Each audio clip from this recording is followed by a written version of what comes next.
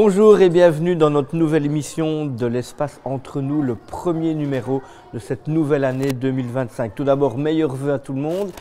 Des vœux spatiaux bien sûr, on peut vous en souhaiter car l'année 2025 s'annonce extrêmement riche en événements spatiaux, en nombre de lancements également. Alors on commence très fort en ce début d'année 2025, plein de lancements réussis ou pas, on verra, sont prévus en ce mois de janvier. Tout d'abord, il y a une sonde qui est partie à direction de la Lune. Un petit robot a été lancé par une Falcon 9 de SpaceX, direction la Lune. Et il y a l'Inde qui a réussi un premier amarrage entre deux vaisseaux en orbite autour de la Terre, en préparation bien sûr d'un premier vol habité dont on attend la date probablement aussi pour cette année 2025.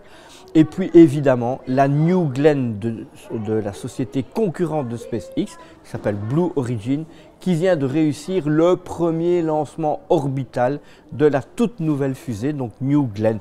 Jusqu'à présent, Blue Origin n'effectuait que des vols suborbitaux pour des touristes de l'espace avec une fusée qu'on appelle la New Shepard.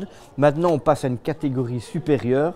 Ah ben oui, concurrence avec SpaceX évidemment, pour tenter un vol orbital avec une fusée beaucoup plus puissante, 98 mètres de haut, baptisée New Glenn, en hommage au premier américain à avoir tourné autour de la Terre, qui s'appelait John Glenn, et cette fois depuis Cap Canaveral et non plus depuis le Texas, comme c'était le cas pour la New Shepard pour les vols suborbitaux. Et donc, cette New Glenn a réussi parfaitement la mise en orbite d'une charge utile, satellitaire jusqu'à présent, non habité, mais par contre le premier étage, lui, n'a pas pu être récupéré comme prévu sur une barge dans l'océan Atlantique. Il a été perdu manifestement aux alentours de 27 km d'altitude alors qu'il venait de se détacher. Mais ce n'est pas bien grave. SpaceX avait échoué de très nombreuses fois à récupérer des premiers étages avant de réussir une récupération parfaite sur une barge ou sur une plateforme. Néanmoins, l'étape est extrêmement importante.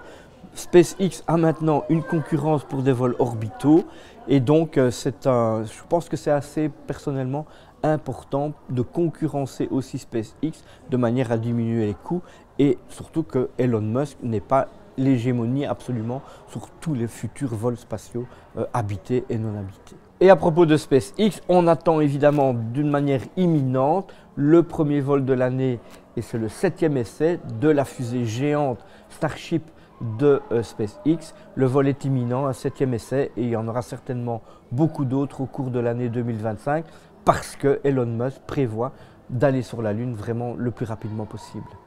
Et dans l'actualité encore, des nouvelles de nos deux astronautes qui étaient montés pour 8 jours à bord de la Station spatiale internationale, à bord d'une capsule Boeing appelée Starliner. Ils étaient partis l'été dernier pour 8 jours. Ils sont toujours à bord de la station.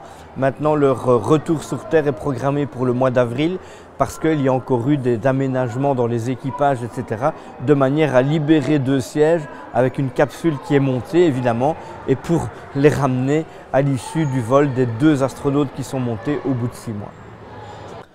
À bientôt pour un peu plus d'espace entre nous la prochaine fois, bien sûr, depuis cette magnifique exposition, des magnifiques photos de la Lune prises par un moniteur de l'Eurospace Center.